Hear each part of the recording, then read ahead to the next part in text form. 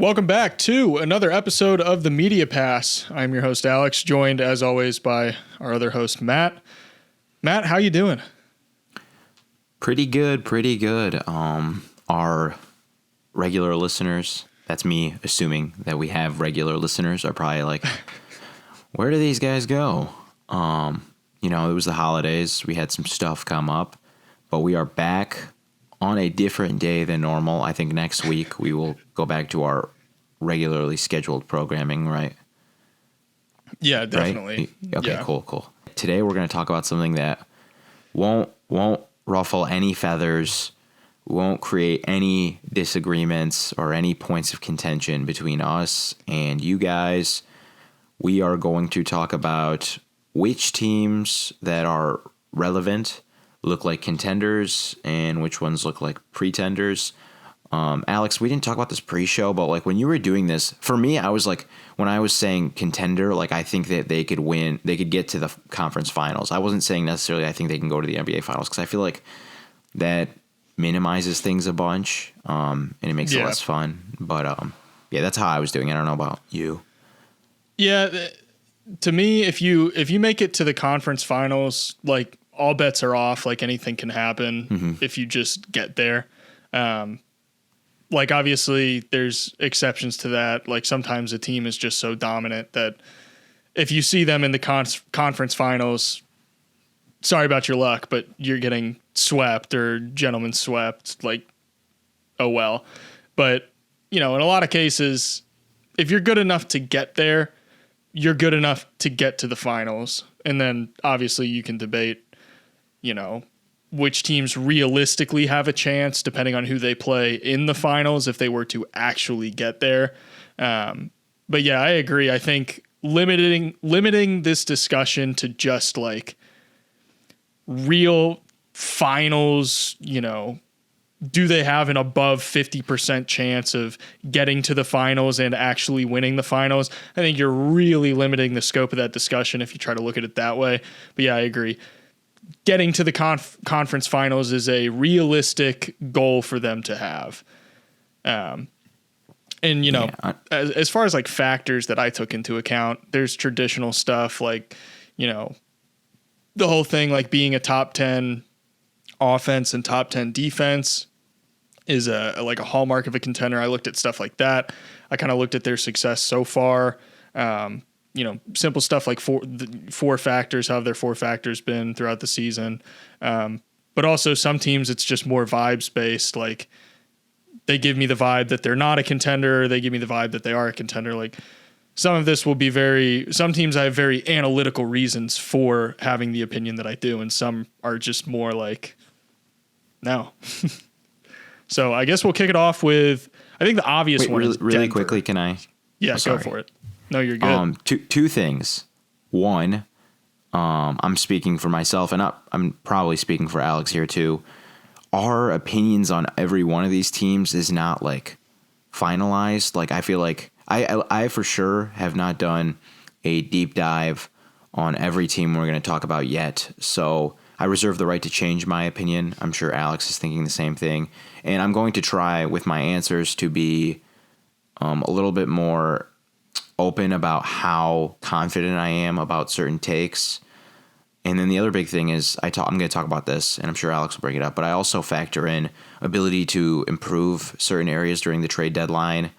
And there's like a couple teams there who are all like vying for the same types of things they need. And then I think after the trade deadline, we'll have like a clearer picture. We'll be able to eliminate some teams from this discussion. But yeah, just wanted to throw those caveats out there. So let's hear your opinion on Denver. Let's start with the obvious one. Still, I was watching them on Saturday against the Kings.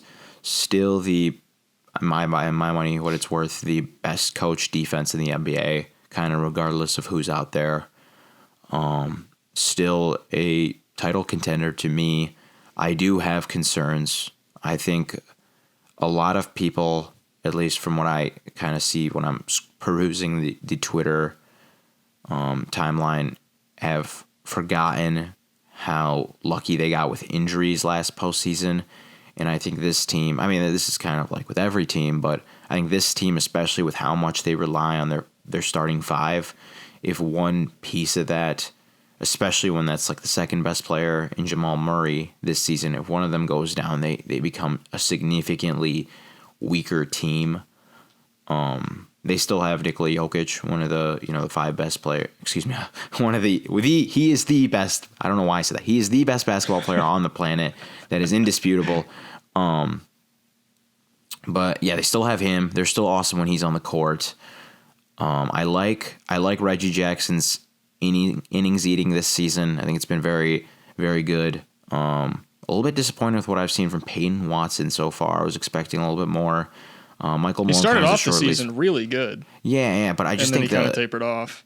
Exactly. I think he's a little bit too boomer bust on defense for Michael Malone's liking, and then the spacing problems he brings. I'm rambling right now. If I keep talking about every team as much as I talk about Denver, this is supposed to be an easy one. Denver is a contender. I have them as a contender. They have some flaws, I would say depth and a little bit of spacing issues there. But I like Denver. I would say they're my most surefire contender in the West.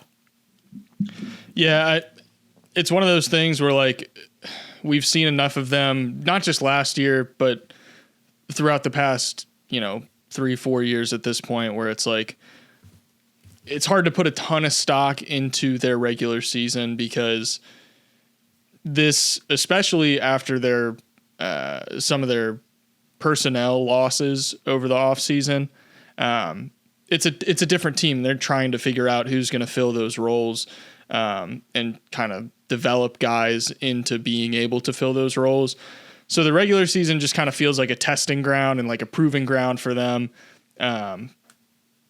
There's not glaring cause for concerns, but like what looked like, one of the most dominant teams we've seen in recent history during last postseason. So far through the regular season, they look a lot more, or I guess a lot less invincible. That being said, I don't think any team has earned a longer leash and earned the title of being a contender more than Denver has, just based off last season and this season so far. But I think the other team that kind of is a frequent flyer in the discussion for contenders is Boston. And if you looked on Twitter right now, from any Boston Celtics fan, they're going to tell you that it's the end of the world. Jason Tatum and Jaylen Brown are never going to work together.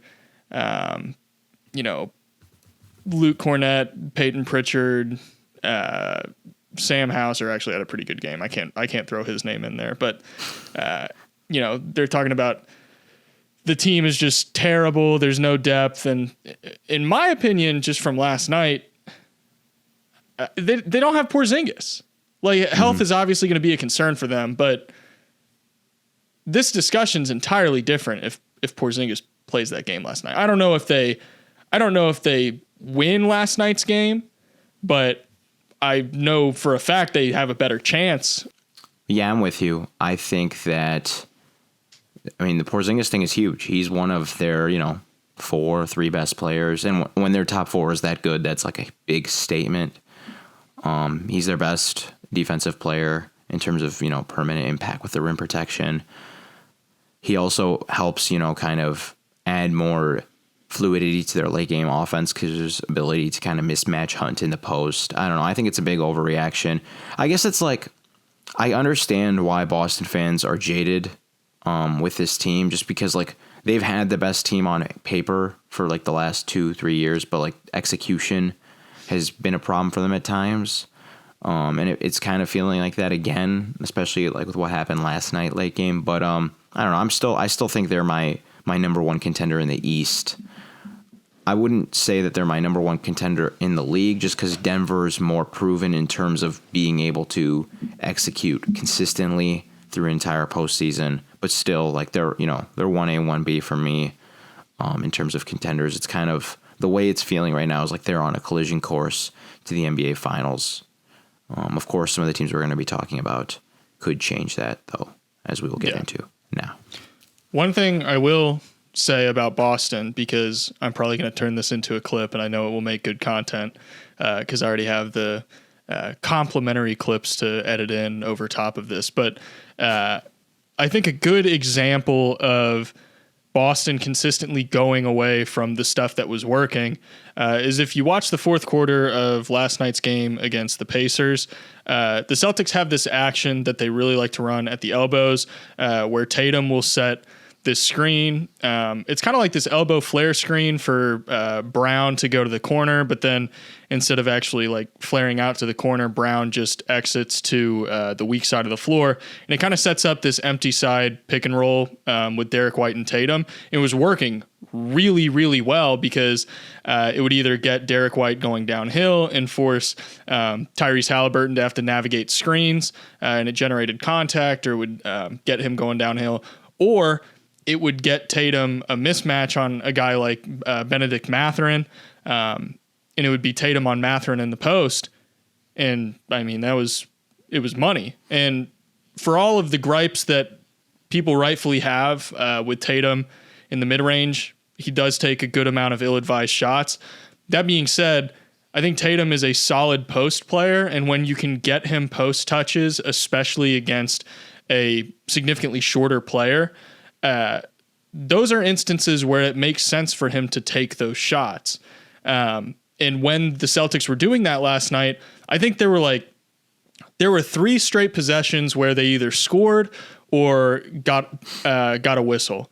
And I think the last time they ran it was Tatum basically did the same thing where he would get it in the post and he would score over top of a shorter defender. And I think when that happened, the Celtics tied the game at 105, and then they didn't run it again for the rest of the game. They just stopped running it. And it was like the Pacers weren't really adjusting or doing anything differently to defend it. They didn't offer a strong counter to it, and it was just the same thing every time. It was working every time. So the Celtics, I don't know, they're as always, they're their own worst enemy. Mm-hmm. And we really got to see that last night. And they're not the next team that I had on the list, but I think this is probably a good time to just go ahead and talk about the Pacers. Do you consider the Pacers a contender? This is this is a really interesting discussion to me. Yeah. Just a side note, I'm just gonna really quickly, bad podcasting, but you notice how, like, this is for people, I think a good rule of thumb when doing this exercise is like, how easy is it to explain this team's weaknesses, right? And you see how like long of a rant you had to go on to kind of explain to people what's wrong with the Celtics at times. Like, that shows you that they're a very, very strong team.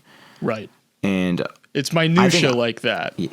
Yeah, exactly. But with the Pacers, I feel like it's a way more simpler explanation. And I'll caveat this by saying I think I'm lower on the Pacers than consensus, but I have them as a pretender right now. A couple of reasons. One, it's kind of like I haven't seen Haliburton in the playoffs, and I think one thing about Haliburton in his game I've noticed is like he's very good at taking what the defense gives him and exploiting errors. In the playoffs, it's like you're given a lot less when you're playing better opponents. They can concede less because they are more talented, and then teams just make less errors. So I wonder how it looks for him when there's less fruit to pick at on the lower ranges.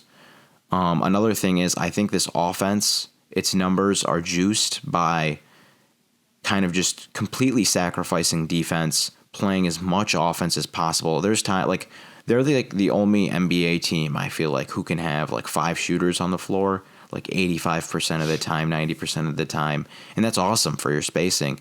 But they really can't stop anyone. They're like 28th in the league in defensive rating, and I worry that if they tried to put more defense on the floor, that beautiful offense, it craters a little bit, and it craters to the point where like what you're getting back on defense doesn't make up for it. And another stat that I pulled up, I just don't think I question how good this offense looks against elite defense. I pulled up on Cleaning the Glass, they have like it shows like your offense and defensive rating when you're playing top 10 defenses. Yeah. And I think the Pacers were at, let's see, pull this up, bad podcasting. Yeah, so they're 13th in offensive rating against top 10 defenses. So you see that drop off, and I don't know. So I just have that. So basically it's like I need to see them play better teams, better defensive teams. I question what Haliburton can do in the playoffs, and then I'm also like their offensive numbers are juiced because they're just kind of sacrificed the defensive side of the ball. So yeah, pretender for me. Yeah, it's very hard for me to consider teams that are like returning to the playoffs and this is one of more of those vibe things, rather than like a super numbers backed thing. But teams that are returning to the playoffs for the first time in a long time, or theoretically returning to the playoffs, it's hard for me to jump right back into considering them a contender. Just in general across, there's exceptions to that, obviously. Like the Lakers, when they got LeBron, the expectation was immediately, we're going to contend. Or even when the Cavs got LeBron back, the expectation was, we're contending again. There's exceptions. Some teams that make that return do have that expectation and are deserving of that expectation. But the Pacers are still early on they're too early on in the process for me to really consider them a contender. And it's even harder for me to consider them a contender when you look at their flaws. Ben Pfeiffer actually had a really, really good tweet last night about this. And I'm going to pull it up. It'll take me just a second. Here it is. He said, the Pacers saw the NBA defensive meta shifting to heavy nail / no middle with high drop and said, let's switch everything, blitz aggressively, and never help low. And he basically was saying that, like, everyone's zigging and the Pacers are zagging. And in some ways it has occasionally bared fruits for them. But I think, the numbers and the results throughout the season so far back up the idea that they are not playing traditional, or they're not playing, the meta style of defense because they can't afford to. They can't do it. They don't really have the personnel. Miles Turner, at a time, you could consider him, a very strong presence down low. You can definitely tell this year that the Pacers are actively sacrificing defense on his part and basically just saying, nope, you're not going to help. You're just going to stay home for the most part, and we'll live with the results. And just in my personal opinion, their defensive approach is not conducive to long-term postseason success. I think offense in general, at a certain point, and I don't know if you'd agree with this. This is actually something I'm like kind of workshopping right now, and I would love to be able to see how much this is true statistically. But I feel like at a certain point, supercharged, heavy hitting, ridiculous offenses, there are diminishing returns when you don't have a lick of defense. And I would say, Pacers fans would agree. The Pacers don't play a lick of defense. They just don't. They try sometimes. Occasionally there will be a possession where everyone's given good effort, but from a schematic approach, they just don't really play a ton of defense. And in a postseason setting, it is pretty tried and true that there is a balance that you have to strike. And if you don't strike that balance, offense is only going to take you so far. The shot variance is only going to take you so far. Yeah, I mean, so the team that everyone keeps kind of comparing them to, those mid-2000s, 7 seconds or less Phoenix Suns. A couple summers ago, I spent a very, very long time with that team. Not like Jack McCallum did in his book. I was, in my mind, I spent a lot of time with them. But even they, so they have this insane, record-breaking offensive rating, all this and that. they still had a middle of the pack defense. It was like, I think it was somewhere between, depending on the season, like 13th and like 18th in defensive rating. And the Pacers are 28th. And so it's like, I get a lot of that. Like, I remember when the Dallas Mavericks, in the early 2000s, they just completely sacrificed all defense for offense. I think that season that I'm referring to is like the greatest relative offensive rating in NBA history.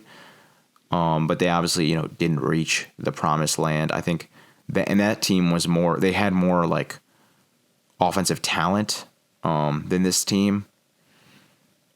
So yeah, bottom line is, you're right. I think you're right. There is a diminishing returns. I think you need to be at least like slightly below average on defense to make it work with that like super powered elite offense. Yeah. And another example that people bring up a lot is the Luka led Mavericks at times over the past X amount of years at this point. Obviously they had it was statistically the best offense in NBA history back in 2020, I think. Something like that. There were one of those years Dallas, playoff team again. And I'd be curious what their defense was like, but specifically the year where they made it to the Western Conference Finals and had that amazing series against the Suns. Even that year where they were like this pretty heavy charged offense, I still think they were like 16th or 17th in defense. So, average can get you somewhere. You don't have to be necessarily an elite defense to kind of get yourself there with a chance to maybe make something happen in like a conference finals setting.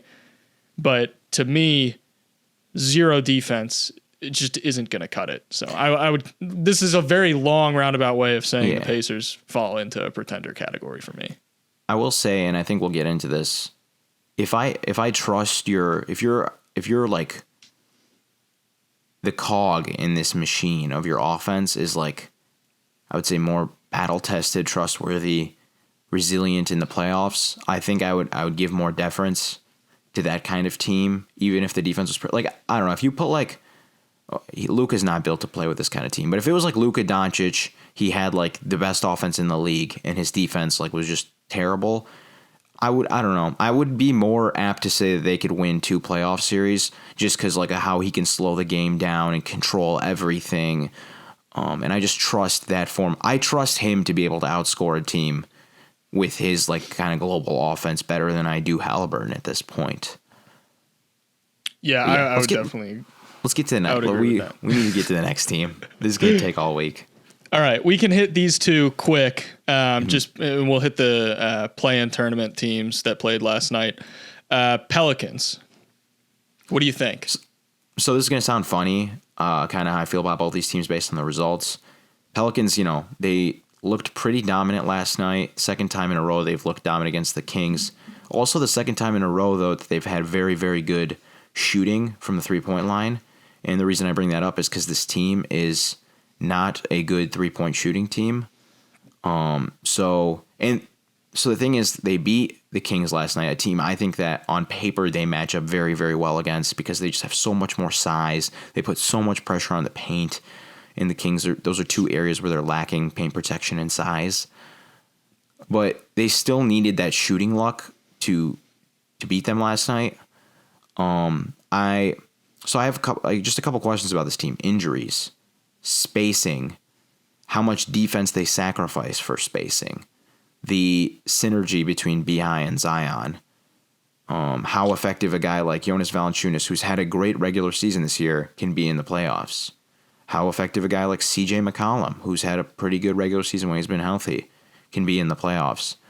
And it's just those question marks that have me leaning pretender. And this is going to sound kind of hypocritical of me. Hippocratic oath.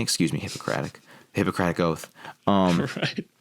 This is going to sound kind of hypocritical of me because I'm going to give some other teams the benefit of the doubt. But even though I think they have the resources to swing a trade that makes this team make more sense, I feel like it calls for a much more drastic roster overhaul. And then, even if they swing that trade, the health concern's still there. So just too many question marks for me right now. I'm going to go pretender. Yeah, they're another team where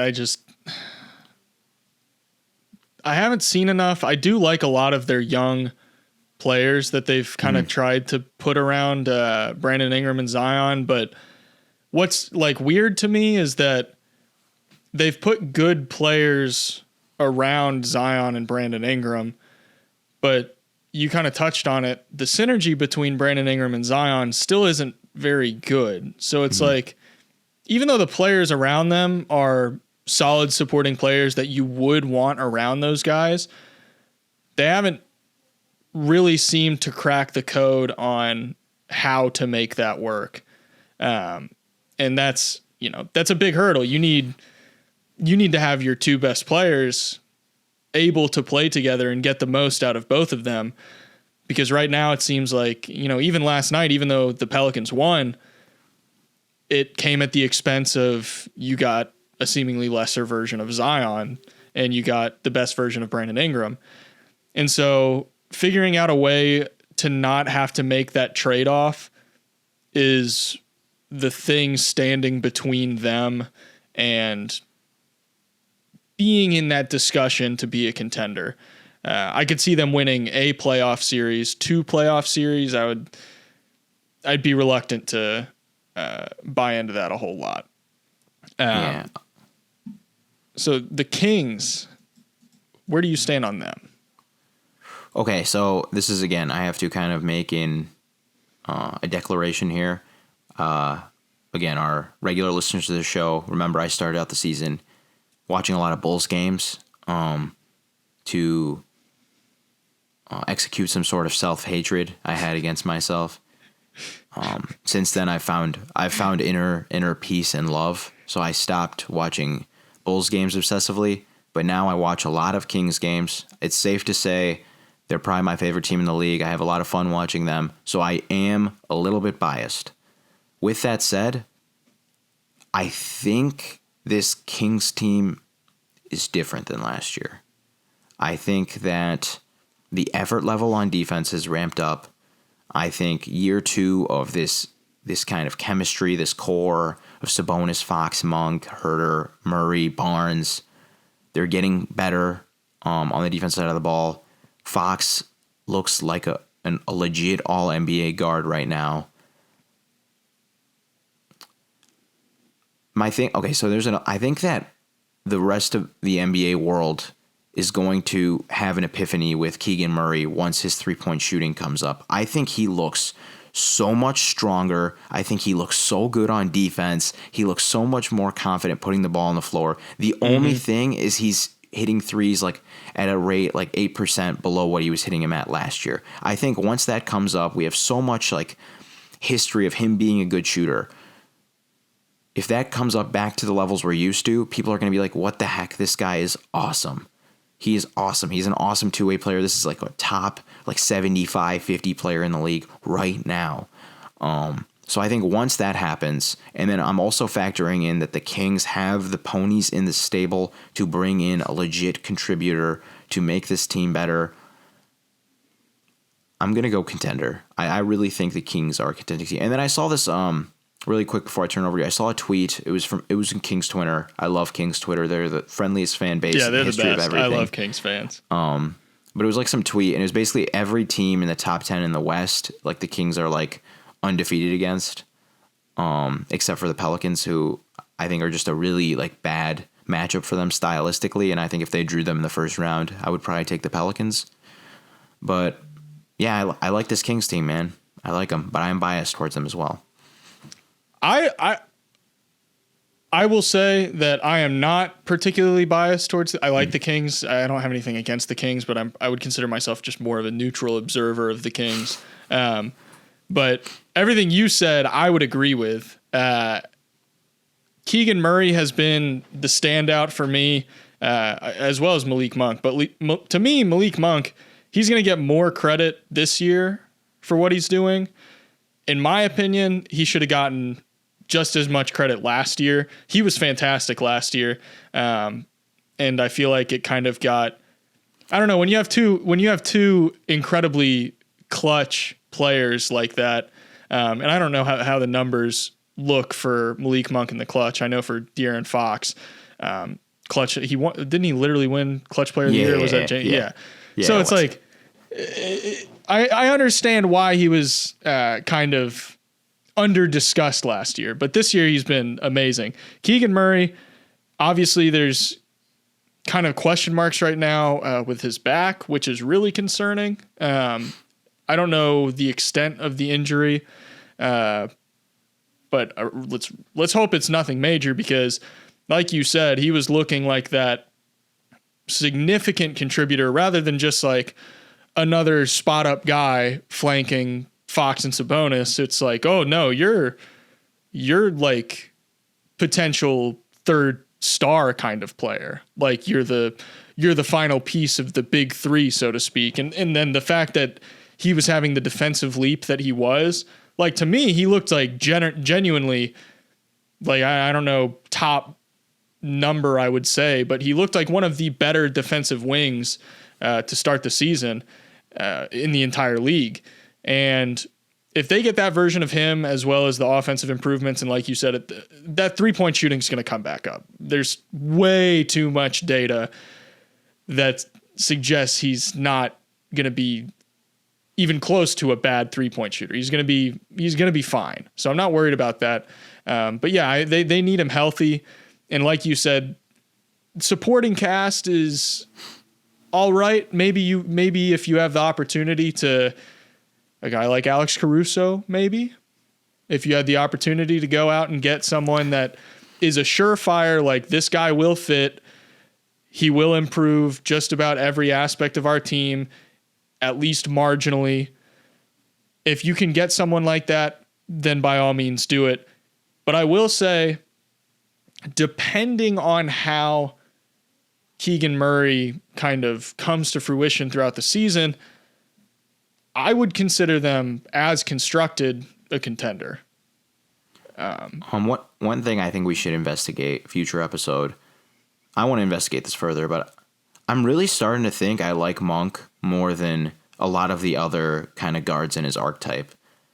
I'm really starting to get to that point. I think I like him more than I like Hero. I think I like him more than I like Simons. I think at this point, as high as I am on Jordan Poole, I think I like Monk more than I like Poole. Just like yesterday, some of the playmaking he was making. And then the thing is, like, I feel like out of all those guards I just named, he's probably the best on defense. I'm not saying he's like even close to a positive or even neutral, but I don't see him. When I watch Kings games, I see Herter as the one who gets picked on. I see Monk on the floor, and he just kind of exists. Yeah. But that's just a thought there. But yeah, I don't know. I like this Kings team. I think they're pretty darn good, and yeah, just leave it at that. Sticking to the Western Conference, let's do a team that I'm a bit biased towards, Minnesota. Oh Lord. What do you think? So back to how I was saying with the Pelicans, where I'm going to sound like a hypocrite. So first of all, I think as currently constructed, I think Minnesota Timberwolves with that defense, and then that offense that's actually, I think I don't have it pulled up, but they actually have a higher offensive rating against top 10 defenses than the Pacers do. They do. Just leave that out there. But I would say as currently constructed, contender. And then, so the thing is, I think that I would feel stronger about that if they moved on from Cat to add more spacing and secondary ball handling. And so I was going to say I sound like a hypocrite because I'm like, well, the Pelicans would also be better if they traded away BI to get Zion a more comfortable fit. But the thing is, I feel like Minnesota's infrastructure with that defense and then with Ant, like proving not only he's a very good player, but he's one that's healthy and reliable and he's battle tested in the playoffs. I just trust that they could, move on from Cat, add a more suitable piece and still be like good enough this year to contend. Whereas with the Pelicans, I think if they made like a massive change like that, it would take a little bit of time. And then plus you also have the uncertainty of Zion's injuries.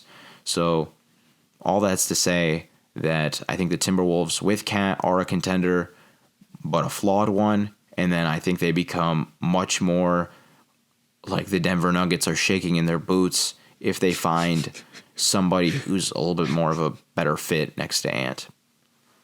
Yeah, I'm in a weird position now with the trade Cat discussion, because I mean, people who follow me on Twitter and are longtime viewers of the channel, I've been critical of Cat, and I will stand on the criticisms that I've had of Karl Anthony Towns. I stand by. They are things that have been an issue. At times, they are things that are still an issue. But this year, he is playing a much more dialed back role and letting things come to him a little bit more. And not really, one of the big things with Cat is just a lot of times he forces the issue. He tries to take matters into his own hands too much. And in general, when you have that roster around you that you have, more so post Mike Conley trade, rather than, the D'Lo era Timberwolves, I think that's entirely that team was not constructed very well. And the players that needed to be playing were not playing enough, like Naz Reid, for example. This year, though, and this team as currently constructed seems to be all a lot more on the same page. And, it's bearing the fruits that you would expect to have come about because of the Rudy Gobert trade. Like, this is what they envisioned. The two big thing with him and Gobert works now. And last year, the sample size was relatively limited just because Cat missed a good chunk of the season, but it didn't look like it was working very well. And then now this year, Rudy Gobert, I mean, I'm working on a video about it right now. The defensive impact that he's having this year is either on par or better than all of his previous Defensive Player of the Year seasons. Like, whatever way you slice it, if he won Defensive Player of the Year in those three other seasons, then this season he should definitely win Defensive Player of the Year if he continues to have the impact that he's having. And the fact that Karl Anthony Towns has been able to not make life more difficult for Rudy Gobert, but make Rudy Gobert's life easier. Like, I would say Karl Anthony Towns has been a good defender this year. Like, I never thought I would be saying that. For the most part, if you watch a Timberwolves game, you can't really get too upset with much of what Cat does on the defensive end. Obviously, he still makes mistakes. Every player is going to, most players are going to make mistakes on the defensive end. But I'll sit there and try to nitpick and really look for stuff to take issue with from Cat on the defensive end. And I'm like, he's doing his job and he's doing it well. And where in the past I would tell you the Timberwolves will not be able to win a championship until they trade Cat, now I'm like, they have a chance. They could theoretically get to the finals. I'm not saying I would have them, depending on who they see, obviously that's a different discussion, but, in a vacuum, getting to the finals, they'd have a shot. I wouldn't say I'd consider them the favorite, but we saw them, how they matched up against Denver, and we know what kind of team Denver is. There's a couple of teams that I think would give the Timberwolves problems, especially if, say Jaden McDaniels is injured like he was during the postseason last year and like he currently is. Obviously, those are things that you have to take into consideration. But across the board, I think this team can handle a lot of what could possibly be thrown at them. Would their chances increase if they traded Cat? Depending on the player, obviously you could make that argument, and I wouldn't have any issue with it. But they are contenders now. Depending on what they look like post-trade deadline, they might be even more so considered contenders. So moving on to this This team is weird. I kind of view them as listeners and viewers of the channel and followers on Twitter are aware that I am a Vikings fan, unfortunately. And last year, the Vikings were 13 and whatever. I forget how many games the freaking NFL regular season. We were either 13-5 or 13-4. I think it's 18. 13-4. It's 17. Okay, 13-4. Yeah, because there's the bye week. I forget. That's what always trips me up. We were 13-4 last year. And if you look at the Vikings, they had I believe it was 13-4 with a negative point differential. And so far this year, the Bucs are kind of like the Vikings. They're kind of an analog for the Vikings in that their record's not bad. Like, they're still among the best teams in the league in terms of just win-loss, but their net rating is, like, I think just barely positive. Now, granted, I will say they've improved so far. The beginning of the season was very, very bad. Things are kind of starting to iron out a little bit more, and I think they're learning what they're capable of. But you're going to have to sell me if you consider them a contender, because I'm probably in the middle right now. So if you think they're a contender, you're going to have to work a little harder to sell me on it. But if not, then I'm probably going to lean towards not. But yeah, apparently my co-host does not know me as well as I thought he did. Because I feel like, oh boy, we're 3.5 episodes deep here. I've been pushing a pretty heavy anti-Bucks agenda all season. I feel like you should know that I will not be selling you any Bucks stock today. I had a hunch. Yeah, so just real quick what you're talking about. So if you just looked at their win percentage, they're like 70% win percentage, I think, right? They're 14-6. Am I dumb? Yeah. Yeah. So that you're not. You're not dumb. You're correct. that would be like a 56-57 win pace. Where if you look at their point differential on cleaning the glass, it's a 46 win pace. So they're playing well above their heads. I do understand they have one Damian Lillard who has a affinity for being a good clutch time player, but in general, great teams, they blow teams out. They beat teams by a significant margin. My big things with the Bucks right now, depth is huge. Who, like, outside of Dame, Lopez, Giannis, Pat Connaughton, who do you really trust on this team in a playoff series? Chris Middleton's been just kind of a big question mark for me all season. The health, breaks is it there? My heart. Yeah, I tried not to bring it up, and then I think Lopez is having. So earlier, the first podcast we had, I said Lopez looked like he'd slipped a little bit. I think he looks like himself again. You can tell by the fact that they don't give up too many free throws. They're 6th in opponent free throw attempts per field goal attempt. He looks fine. Giannis is fine on defense. Effort's questionable at times. I think he has like what I like to call a theatrical defensive motor, where it's like it tricks you into thinking he's a high motor defender, but it's just for the big plays. It's like Kobe Bryant was the ultimate offender of this. We have to talk about that another time. My theory about the theatrical defensive motor. Donovan Mitchell's another one of those guys.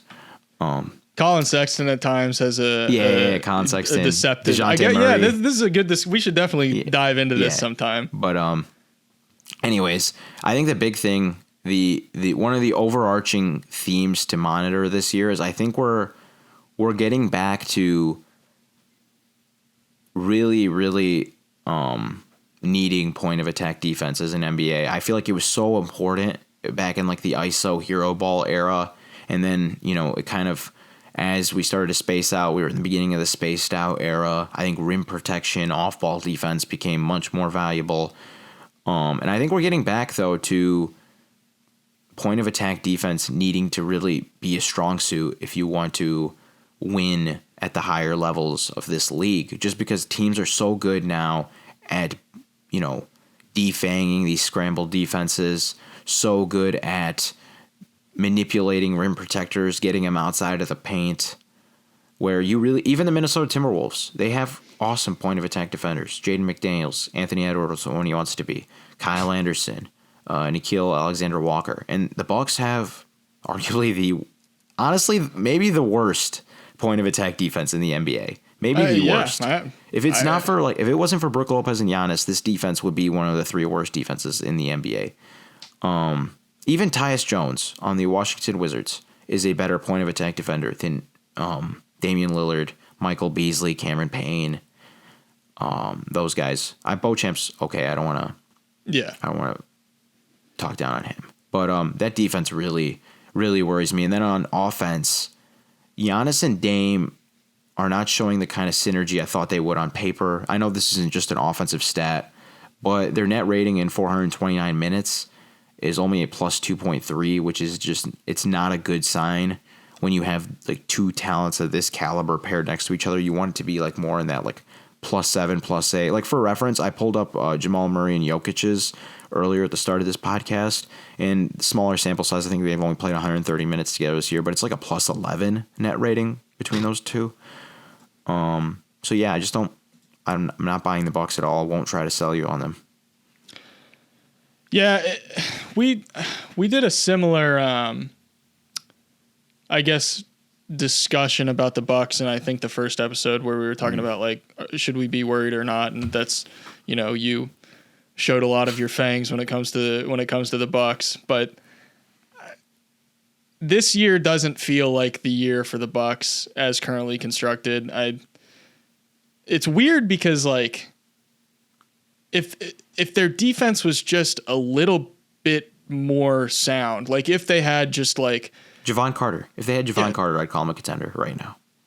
I think that's entirely fair because like offensively, it hasn't been like mind-blowingly good, but it's been, if you look at their half-court numbers, like they're the 3rd best half-court offense in the NBA so far, which at the beginning of the season, it was like, is this team even good on offense or defense? Like it seemed like they just sucked.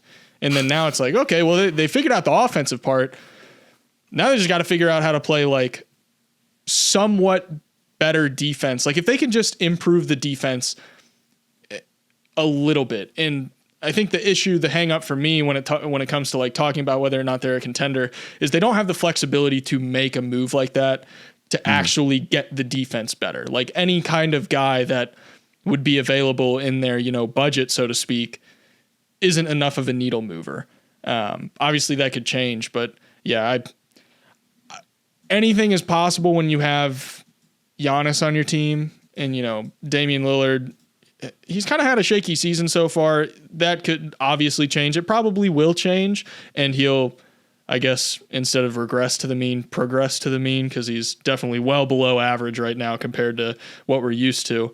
But yeah, I'm with you. I think I'm probably lower on the Bucks than I was coming into the season. I think most people are definitely lower on the Bucks now than they were coming into the season because after that Dame trade, it was like, oh, this team's going to be unstoppable. And now it's like, are we even sure they're a contender? Which is wild. Yeah. I have to be honest with you, I have 4 or 5 teams in the Eastern Conference that I probably would take over them. I think that leads into an interesting discussion about the Philadelphia 76ers.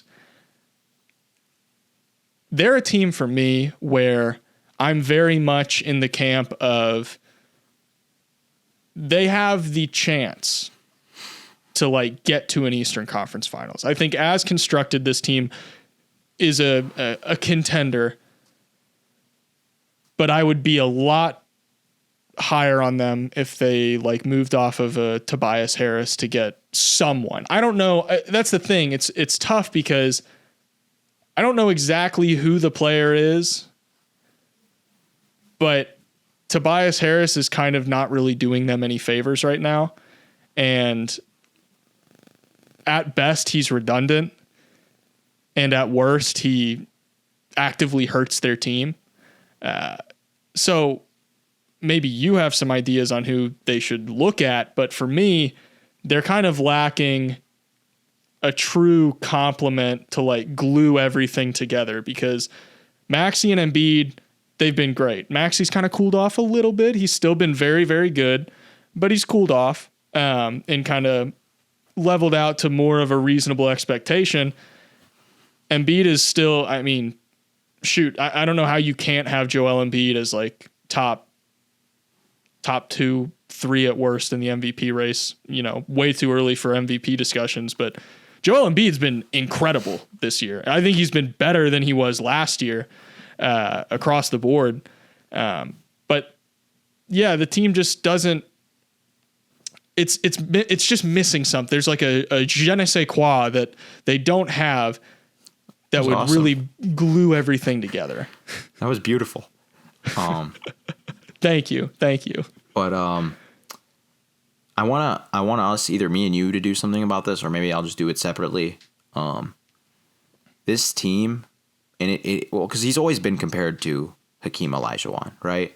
And so I don't know why it took me this long to have this kind of like epiphany, but like, so if Joel Embiid is Hakeem Olajuwon, if he's our modern day Hakeem Olajuwon, you're going to want to build a team similar to what helped Hakeem win the NBA title back in the 90s. So you want this kind of like 4 out, 1 in, inside out approach where you're using Embiid to kind of create these open shots on the perimeter. It's obviously a little bit more modern with all the DHO stuff they're doing between he and Maxey, but you don't really want like another like high usage on ball guy like James Harden.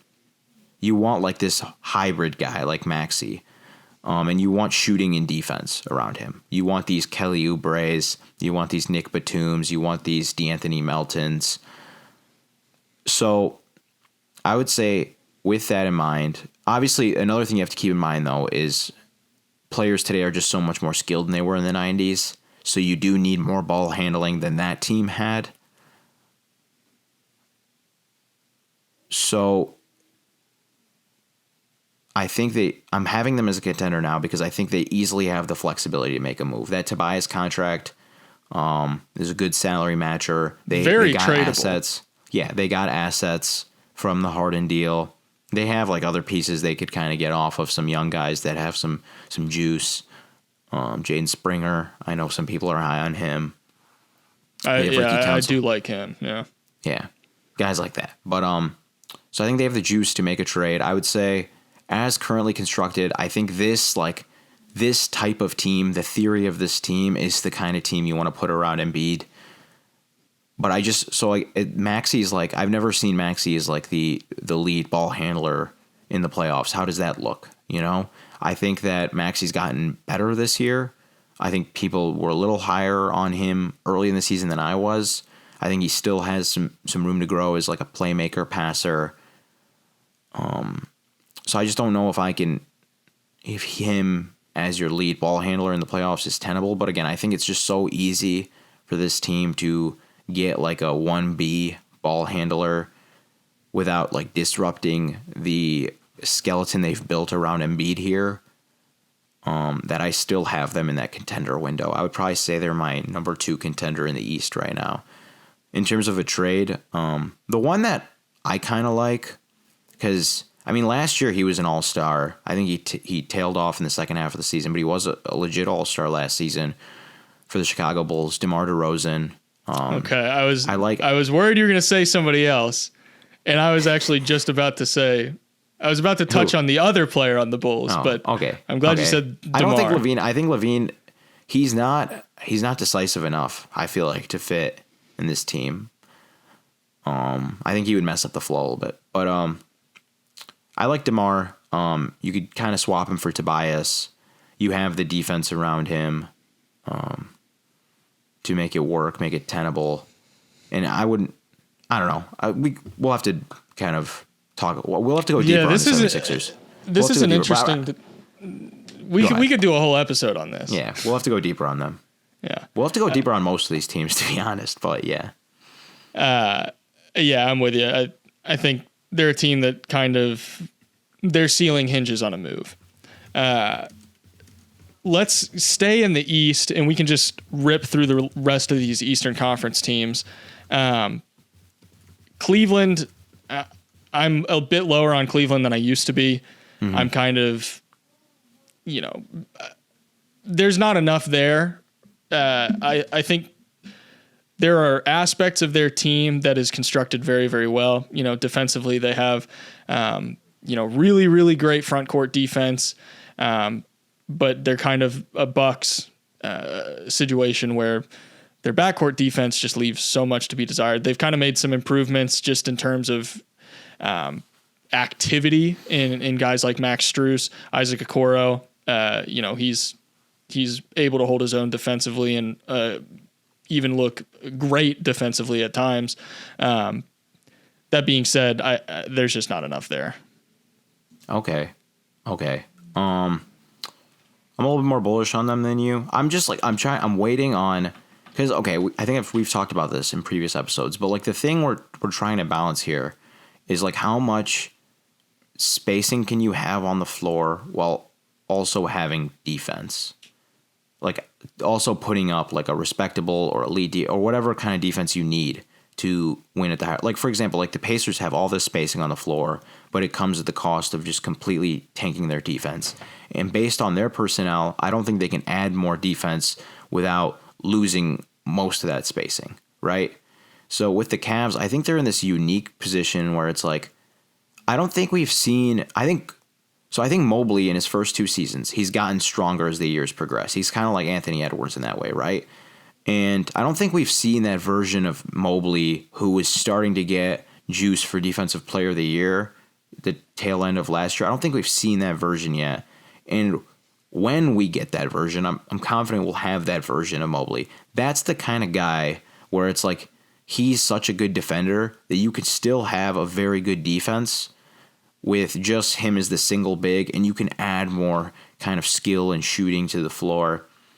So I'm curious about this team. I feel like there's a version of this team where they find that 5-man lineup that just makes them so dynamic on both sides of the ball that they start to look like a contender for me.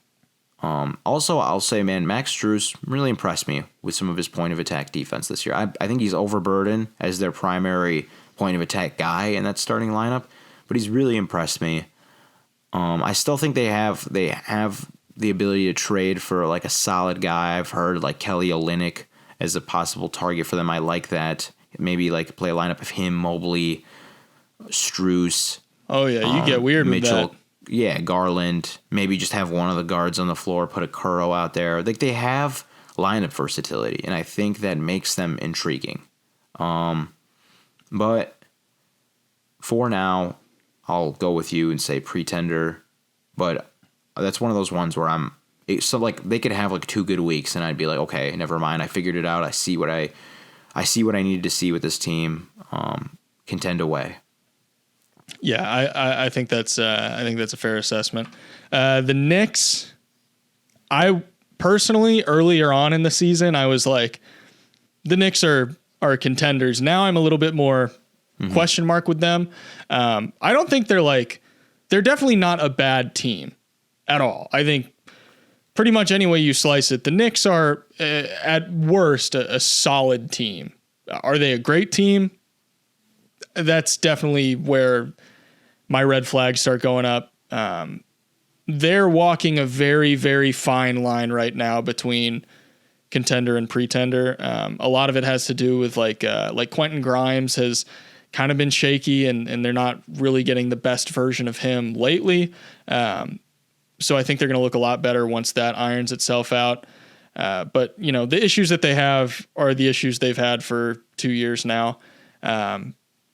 So you either kind of just accept them as they are, or, they could definitely use a move, but I don't know what move would really take them to the next level.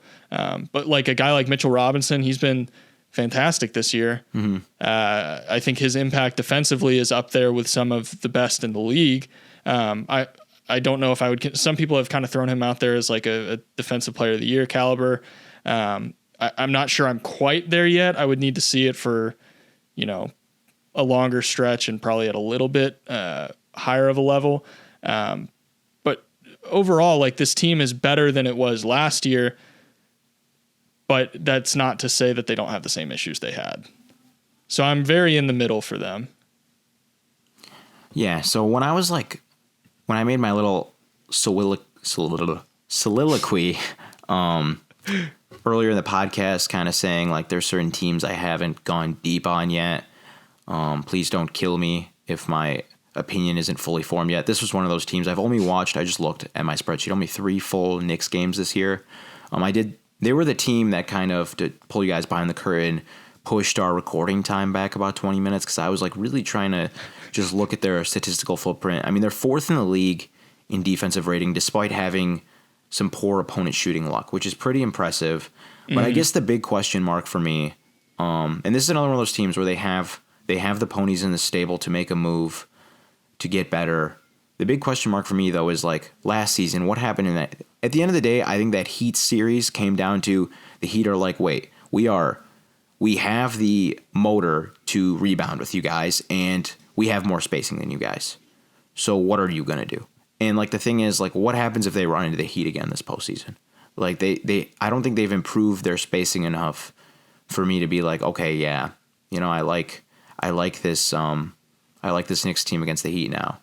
Even if they go like, if Thibodeau has like kind of the kahunas to bench Randall and go with like a Mitchell Robinson, RJ Barrett at the 4 or Josh Hart at the 4, I don't think that's enough spacing.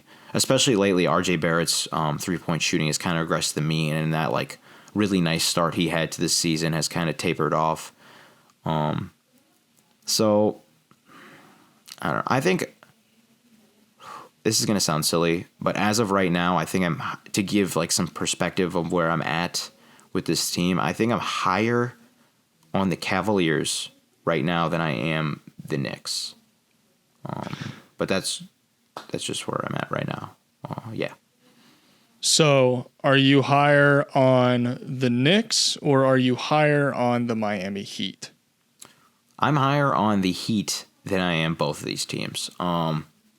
Heat have their own spacing concerns, but I kind of had this epiphany. I'm like, also I've said the word epiphany so many times on this podcast. I didn't notice, but I'm sure the listeners probably do. Somebody did. People are nitpicky about that stuff. Yeah, I need to be more economical, more versatile with my words. But he just know how to play without spacing. First of all, I also think they have gotten better than they were last season. I think like I like Strus, and I think he's a really good fit on this Cleveland team. But on this Miami team, I think he was a bit redundant, especially with what Duncan Robinson was becoming, and especially because you have Hero on the books. I love me some Jaime Jaquez. When we start doing some rookie pods, we're going to have a long segment about him. Josh Richardson's had a slow start to the year, but I still am a firm believer of his theoretical fit on this team. And then, Miami, I really, really think Miami... I don't think. I hope to God that they won't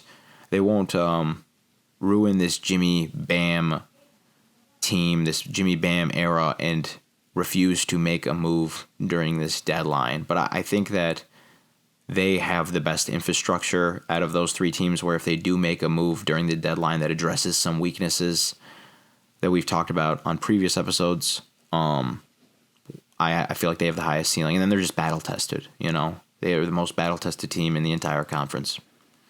Yeah, I mean, I'm never going to count out the Heat just because it's the Heat. We've seen too much, and they've made me look stupid too many times. So I'm never going to say like until they are actively tanking, I am not going to rule the Heat out. Like until they drop below the 10 seed with like. And they're 5 games behind, and there's only 2 games left in the season. I'm not going to count the Heat out. They just always have a chance to me, unfortunately. I say unfortunately just because like they're a pain to all of my agendas out east. They cause problems for the Bucks, and I gotta get Chris Middleton in the Hall of Fame, man. So last, I believe that we got 2 more Eastern Conference teams. Orlando. I would say for Orlando, anything is possible with these young teams. I still think they're a year away from like real contention because there are still a lot of question marks with that roster. Yeah. That said, Jalen Suggs has a case for Defensive Player of the Year. That's it. We'll have to unpack that case another episode because this is running long. But I'll say, I love this team. I love Jalen Suggs. I love Cole Anthony. With that said, I feel like it's too easy to pack the paint on this team. I think their spacing is just not where you want to be because they don't the Heat have bad spacing, but their spacing looks awesome compared to the Orlando Magic. They don't really have much shooting from their core guys, their best players, and to bring shooting in, to play a Joe Ingles, to play a Cole Anthony, as good as they've been in the regular season, I think that's really going to hurt that defense in the playoffs. So yeah, I think they're a year away. They need to find more two-way guys. Yeah. Atlanta. Where do you fall with Atlanta? And they're a freaking weird team. Yeah, they're better than they were last year. I like the things Snyder's doing with that offense. It's just, I don't know. The Trey DeJounte thing is weird, and I still think they have the same problems as they did last year. I know they have more shooting on the floor this year than they did last year, putting Sadiq Bey and Jalen Johnson on the floor instead of John Collins. The defense is just, yeah, I'm just going to go Pretender. We're running long. I'm just going to say Pretender. Well, we can unpack them another episode, but they don't do it for me. All right, moving out west. Let's go with the Lakers. I have a hard time counting out the Lakers. Anthony Davis has been fantastic this year. Mm-hmm. LeBron is definitely showing a little bit of age. I think that's becoming more apparent. The team is not perfect, but they're another team that we know the Lakers are going to make moves at the deadline. So whatever iteration of this team we're seeing now, I think it's going to look a lot different by the end of the season.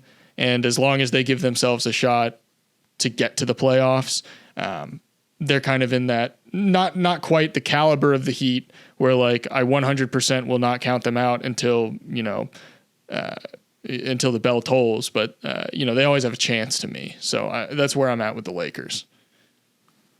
Yeah, I mean, I'm gonna go Contender. We've seen it, in the playoffs. You need that versatility, that depth, and then the high end star power. They have the high end star power. LeBron and Anthony Davis still look like top 15 players, even though James is showing some gray on his beard. And then they're super deep, super versatile, have a lot of different bodies, different looks they can throw at you.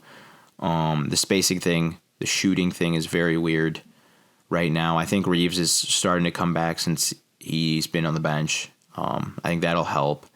And a guy that I think everybody should keep their eyes on, I actually have something coming out about him today or tomorrow, is Max Christie. I think if he can be a legit 3-and-D, I compare him a lot to Quinn Grimes. If he can be like that team's Quinn Grimes, things get interesting.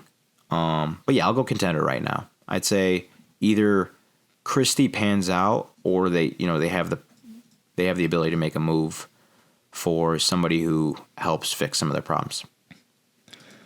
So we got 5 Western Conference teams left. We'll go a little bit quick as we can on them. Mm-hmm. For the listeners, Matt's laptop is actively dying right now. So hopefully this doesn't hopefully this doesn't just abruptly cut off at the end, but we'll see. The Clippers, I think I'm not going to call the Clippers contenders. I think, on paper they look good. They've had really, really, really, really great moments, but also I'm it's the same old Clippers. Dude, you know how long it's been since a team has beat healthy Kawhi Leonard in a playoff series, though? I know that's the most uninformed thing I've said on this show. I agree with you, but will they have Kawhi Leonard? He's healthy right now, man. Knock on wood. He is, and he looks great. He's as healthy as can be, yeah. I don't know, man. And it's weird because when you look at the metrics for this team, on paper, they're not across the board, but there are aspects of this team that's whoa. When this team is working, they're arguably the best team in the NBA when it is working, but I haven't seen it work enough so far. It's kind of become more consistent, but I don't know. I'm still just the health thing. That's the only thing for me. It's the health. Mm-hmm. Yeah, I mean that there's like a finicky fit. Thinking Basketball had a great video on kind of the trade-offs that go with the fit of this team. They still have that 2030 pick and Terrence Mann to ship if they need to get a little bit better, get a more fluid fit. Yeah, we're gonna do. You have to promise me, Alex. We're gonna do another one of these after the trade deadline when there's like a clearer picture of everything. Mm-hmm. Could we just put a pin in this team, and then also to kind of steal some of your thunder, could we please just put a pin in the Suns for now? Have only 3 games from Bradley Beal. Devin Booker looks like God right now. He looks as good as like people were saying in 2022 when they had him first team All NBA. He looks like that dude right now. So that I want to put a pin in that Suns team, put a pin in that Clippers team. Not going to say anything. Let's finish these last 3 teams. So the only 2 I still have are Golden State. Mm-hmm. I have some thoughts on Golden State, but I'm curious what you have to say. I watched a ton of Golden State early in the season when they looked feisty. With like Gary Payton was looking good, Draymond was looking back to himself. You know, Steph's just Steph. Paul can't score at all, but his passing is still there. He's still got a lot of guile, institutional knowledge as a defender. I don't know. I'm a lot lower than consensus on their youth in terms of like Kuminga and Moody. I really like Podziemski though. They're just another one of those teams. I think they're in that like Cavaliers thing for me, where it's like if they can find that 5-man lineup where it's like, wow, like this just has so much balance on both sides of the ball. Like I really like this. They do have like depth, so I could get there with them, and then they're so battle tested as well. Draymond, Clay, Steph, and Clay could just get hot. I was listening to Zach Lowe on last week's pod when he was talking about trading Clay, and he's just like he could get hot from 3 like he did towards the end of last year, and like all this would kind of just be remedied. So yeah, I don't know. I've already called so many teams, and I'm gonna call the other team a contender. Spoiler alert. I think they're very, very good. Alex will love that. I think they're very, very good.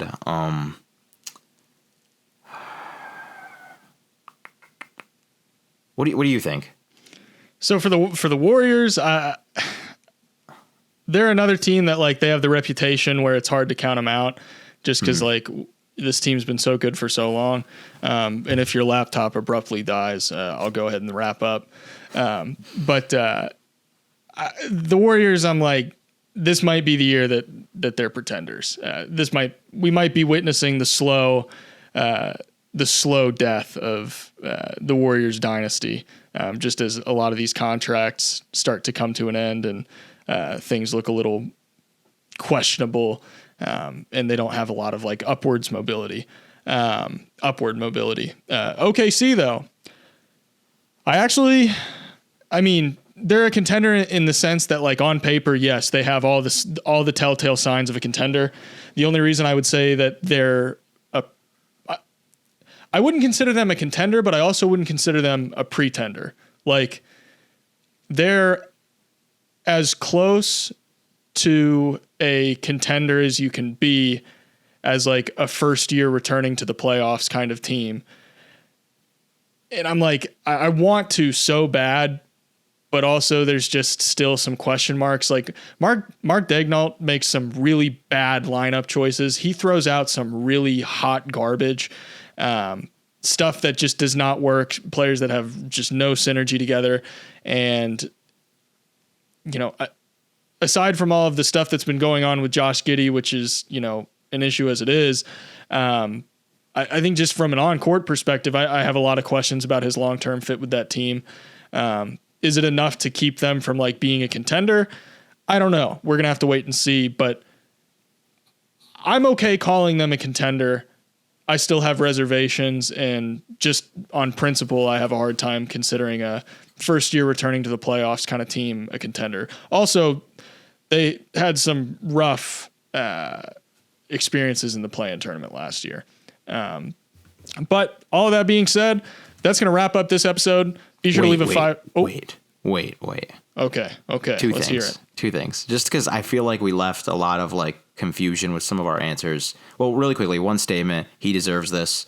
I'd rather my laptop self-combust than I leave this out of the podcast. Isaiah Joe has made a mini leap that is going under the radar. He's better at putting the ball on the floor, better defender. Just want to say that. He looks like a playoff guy to me. But yeah, really quickly, just because I feel like we might have confused the listeners a little bit. I've confused myself.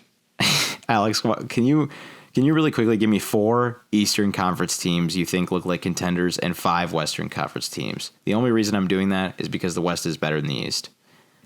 And I'll also do it. Okay. In the East, the Celtics, the Sixers, the Heat, and you know what? Let's go with the Magic. Okay. And then out West, do you want me to go ahead and say the West, or do you want to do your East first? You go ahead. Okay. West, I'll say the Nuggets, the Thunder, the Timberwolves, the Suns, and the Kings. Okay. We didn't talk about the Mavericks on this podcast, so that's good. Oh yeah, we did forget them. We'll just hit them another pod. Yeah. You've already given Derek Lively so much love.